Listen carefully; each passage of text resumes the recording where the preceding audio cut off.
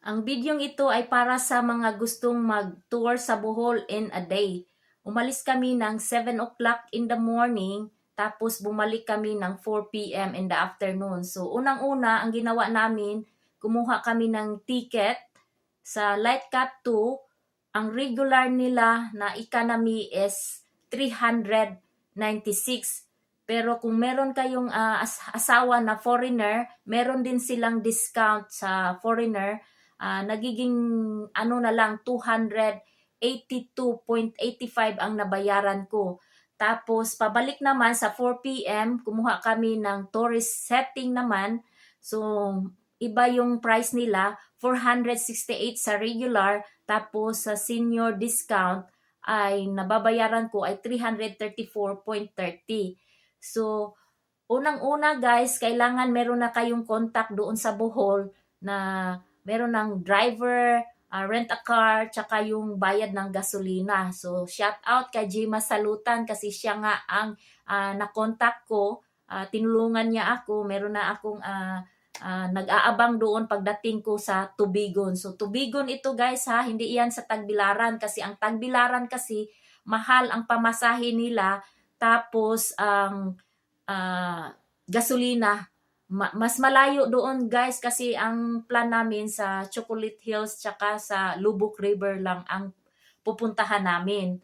Kaso yung driver is magaling siya, so meron pa kaming ibang napupuntahan. So bago yan, iano ko muna sa inyo, pagkadating namin sa Pier 3 guys, nagtaxi kami, ang nabayaran namin from hotel, from Ayala to Pier 3 is 110 pesos. Tapos maaga kaming dumating doon kasi 7 o'clock ang alis namin.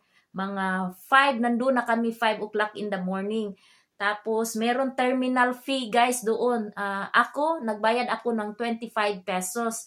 Pero yung asawa ko ay free lang. Wala silang bayad sa mga senior na accept yung foreign na senior.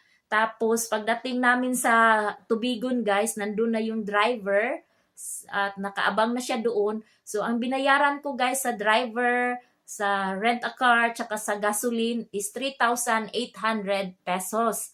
Tapos, pagdating namin sa Lubuk River, meron kang entrance fee. Lahat-lahat na guys, may pagkain na doon, may nag-play na music, at mag-cruise sa river.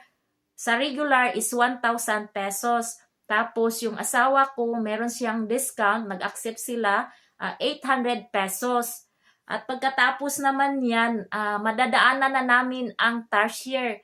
Kaya nag-stop na kami, bilisan lang. So walang discount doon guys. Ang binayaran namin is 150 pesos each person guys. Walang discount ang senior na for rent.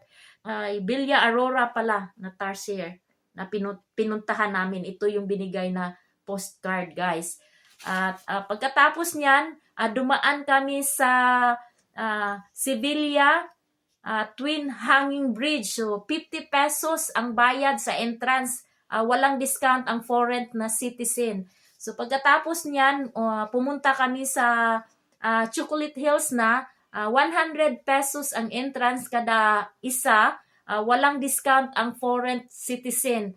So, yan, nagpapasalamat talaga ako sa tour namin guide. Sino ba yun? Si Ninyo. Shout out kay Ninyo.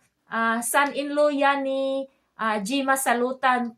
Kaya kung pumunta kayo ng a day lang doon sa Bohol, i-contact ninyo si Jima Salutan. Ay nakakatulong talaga siya sa akin. So, thank you so much talaga sa inyo at sa tourist guide namin. Nag-enjoy talaga kami sa kanya kaya binigyan namin siya ng tip.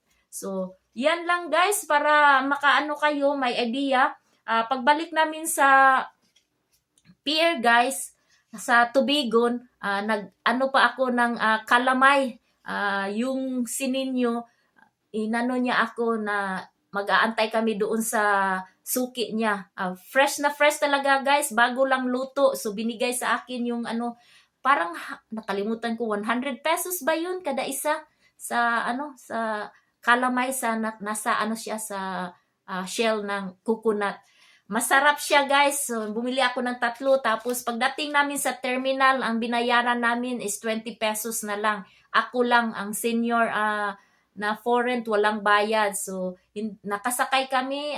Pag uwi namin, nagtataksi kami pa uwi sa hotel namin sa Ayala. Ang nabayaran namin is 120 pesos kasi matraffic na sa gabi. So, yan lang guys. Sana yung bidyong ito ay nakatulong sa mga gustong mag-travel dyan sa Bohol. So, wag na kayong mag-package tour kasi mahal siya. So, makamura kayo kung kayo lang ang mag-tour at mag-contact kayo ng mag-rent a car doon sa Bohol. Sa Tubigon, ang advice ko sa inyo, kung gusto ninyong pumunta lang sa Lubok River tsaka yung Chocolate Hills.